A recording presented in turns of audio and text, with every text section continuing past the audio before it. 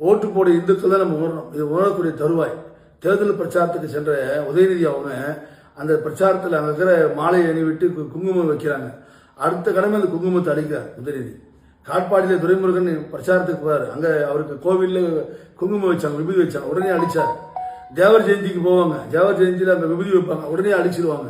இதெல்லாம் நம்ம பல ஆண்டுகளாக பல தேர்தலில் பார்த்துட்டு இருக்கோம். இந்துக்களுடைய ஓட்டு மட்டும் தேவை, ஆனால் இந்துக்களுடைய அடையாளம் தான் நெத்தியில ஒரு கணம் கூட உடனே அழிச்சிடுறாங்க. என்ன நோக்கம் அவங்களுக்கு?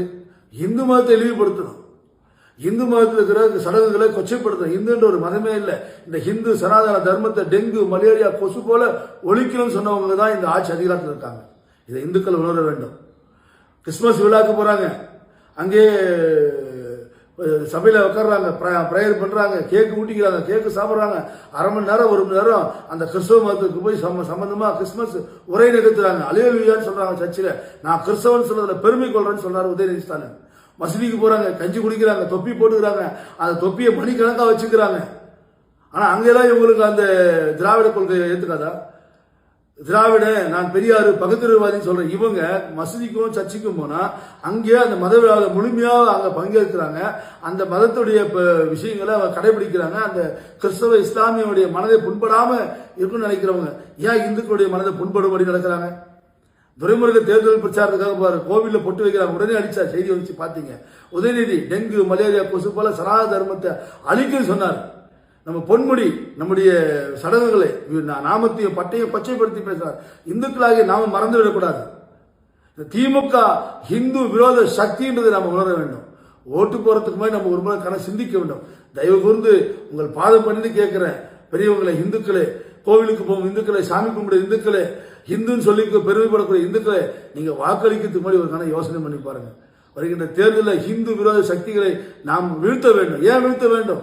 இந்து விரோத சக்திகளை வீழ்த்தவில்லை என்றால் வருகின்ற ஆட்சி, வருகின்ற காலகட்டத்தில் இந்து சமுதாயம் மிகப்பெரிய இன்னலுக்குள்ளாகும்.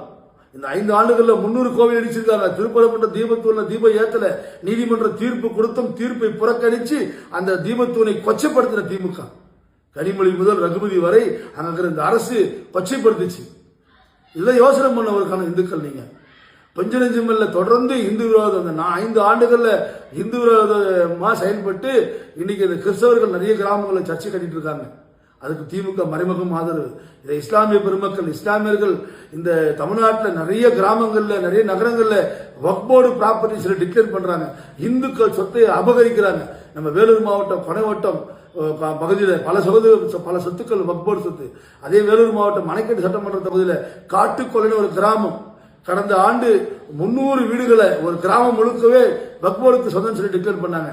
நாம அந்த ஊருக்கு போய் போராட்டம் பண்ணி கலெக்டர் சந்திச்சு தற்காலிகமாக நிறுத்தி வச்சிருக்காங்க. இப்ப கூட அந்த காட்டுக்கொள்ள கிராமத்தில் அணைக்கட்டு சட்டமன்றத்தில் அந்த கிராமத்தில் ஈபி லைன் வாங்க முடியாது, சொத்தை பிரிக்க முடியாது, சொத்தை போய் லோன் வாங்க முடியாது, எதுவுமே பண்ண முடியாது. வக்ஃப் போர்டு சொல்லி அங்க தடையான வச்சிருக்காங்க.